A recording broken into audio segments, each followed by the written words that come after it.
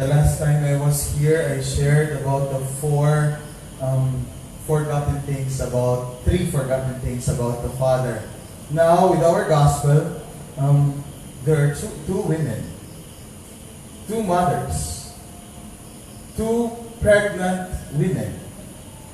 And as I read the gospel, I realized that there are really so many lessons we can learn from women. Amen? Amen. Lalong-lalo na sa bahay natin, yung mama natin kagigising mo lang, hindi ka pa, tulog ka pa nga, ang dami ng leksyon. Ang dami ng lessons. Kung nag-take note ka sana, hindi sana pwede ka nag-graduate ngayon, At sa dami ng alam ng mga nanay natin ngayon, nauuso po ang online classes. Sino na po ang nag-aaral para sa mga anak nila? Gusto pa talaga nila matuto, di ba? We can learn from our mothers because first and foremost, they are our first teachers. Amen? Amen. So to our mothers, let us give them a round of applause. Now, mothers, it's your time to shine. Tapos ng mga tatay, mga nanay naman. We can learn a lot from them. But in our gospel today, we'd like just to highlight three important things that we must not forget. First, Mary, whose situation was very difficult. She was also pregnant. She was also in difficulty of her unexpected pregnancy. But look at Mary. She went in haste to help her cousin Elizabeth. The first lesson that we can learn here is to give interest in the needs of others. That's how that's a mother instinct. You see, your mother knows not only your neighbor, but even the neighbor of your neighbors, the friend of your neighbors, the parents of your neighbors. Your parents, they know your boyfriend, your ex-boyfriend, your ex-girlfriend, your friends, your best friends, and your enemies. They know a lot about other people. Why? Because they show interest in other people. Hindi po yan pakekealamera, no? But that's a mother instinct. A person who is for people. Mothers are people for people. That's why they are called mother. They care for others too. I remember my mother, one time, she cooked a lot. But we are only 4 in the house, but she cooked really a lot. And I asked her, why are you cooking so much? You cannot finish that. And she said, no, I'm not just cooking for you. But sure enough, bago pa lang kami kumain, sasabihin na niya, yan kay para kay Aling Rosing, yan para kay Mang Tenyo, yan. Nabusog na yung mga kapitbahay namin. Ako, I was already worried kung may kakainin pa kami. Because mothers do not only nurture her family, mother nurtures the society. Mother nurtures humanity. Amen? Amen. To them, let us give them a round of applause again. But there is an issue now. Especially now that we are fond of texting, of chatting, of sending messages. I do not know if you receive the same messages I receive, but most often, people ask me, anong ginagawa mo? Hi, Father, anong gawa mo? Isn't it that we ask that question instead of asking, how are you? Kumusta ka, Father? There are two different questions, ha? Because when you ask, anong ginagawa mo, I can say, kumakain. Tapos ang sagot, wow, sana all. Sana all may kinakain. Oh, really? Do you even bother to ask, when was the last time I ate? Do you even bother to ask what I am eating? Do you even bother to ask, when will I eat again? No, because you are only concerned of what I'm doing now. And then we also ask, anong ginagawa mo, Father? Tapos sasagutin mo, I am traveling. Wow, sana all nakakapag-travel. Wow. But do you even bother to ask where I'm going and why I'm going there? Anong ginagawa mo is not exactly the same as kumusta ka.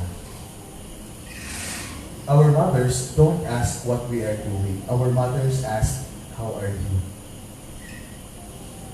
Because by asking how are you, you are asking of the house of the person. How are you feeling right now? How are you right now? Those are important questions that we fail to ask now. Give interest on others. Because this is a mother instinct that I think not only mothers should have, but even you fathers, even us men, should imitate from them to take care of other people's concern as well. Amen? Amen. Second, daming natutunan, di ba? Second, notice the little things and be grateful for them. When Elizabeth heard of Mary's voice, when Elizabeth realized that Mary is in her house, something happened. A miracle happened. A little thing happened. What was that? There was a little kick of John inside her womb. That was a miracle. That's a miracle that's even worth writing. Nakasulat siya sa gospel natin. It's just a very minute thing. Maliit na bagay. Kaya bakit mo isusulat pag gumagalaw ang bata? But in our gospel, I think it is written because it is very important. So important that it helps us to realize that little things are God's miracles. Amen? Amen. Pero hindi natin yan pinapansin. Hindi yan natin nakikita. But look, our mothers, nakikita nila ang maliliit na bagay. Mga maliliit na bagay, pinapalaki. Not in a good, not in the wrong way. Ha? Pero mga maliliit na bagay, hindi ka lang makapaghugas kung magalit sa iyong mama mo. Akala mo parang nag-utang ka na hindi ka nagbabayad. Grabe ang lalim ng hugot, di ba?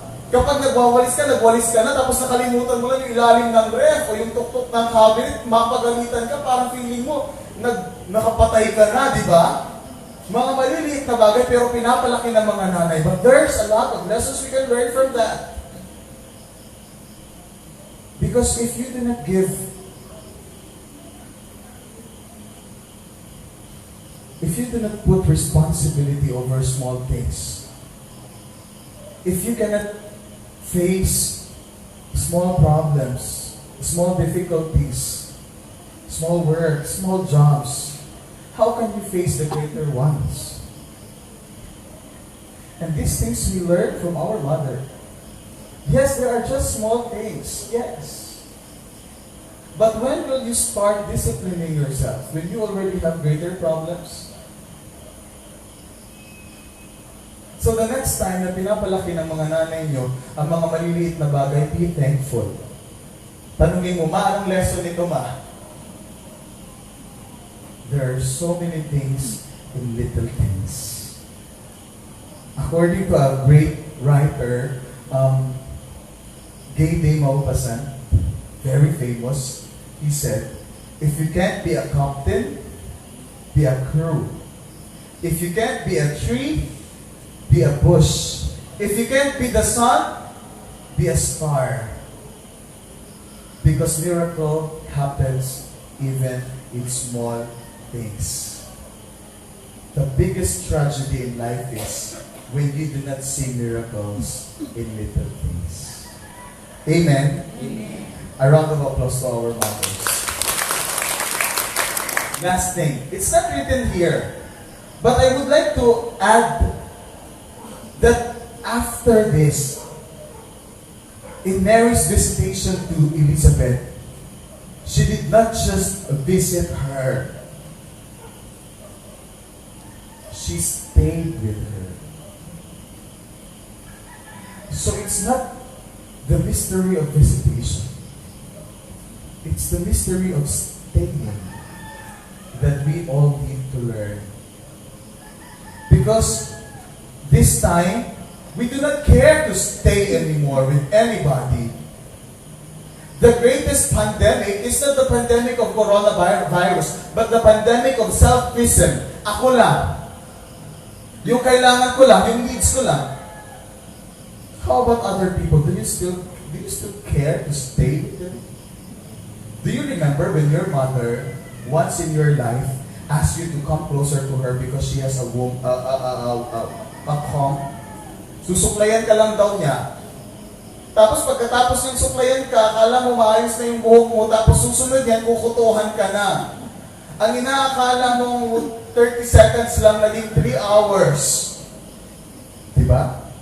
3 hours is already equivalent to 3 episodes of K-drama eh. Can we still stay that long with other people? Do you still remember when you were young and your mother will ask you to pull her white hair? Bakit ngayon hindi na? Kasi masyado na marami, di ba? But before, they ask you to stay with them. Meaning to say, we are challenged to stay with each other, not just to smile and post. No, that is not moment. That's not a memory. Create some moments. Stay with each other. And pray with each other. Because the family that prays together stays together. These are lessons that we can learn from our mother. These are the lessons that I think we should keep if we want to have a meaningful Christmas. Amen? Amen. They say, and for always they say, mothers know best. For me, it's just partly correct. Because mothers are the best. Because in their life, they always put us first. And for me, that is unconditional love. If we will only learn to return even just a bit of it, for sure you will live a meaningful life. Amen. Amen.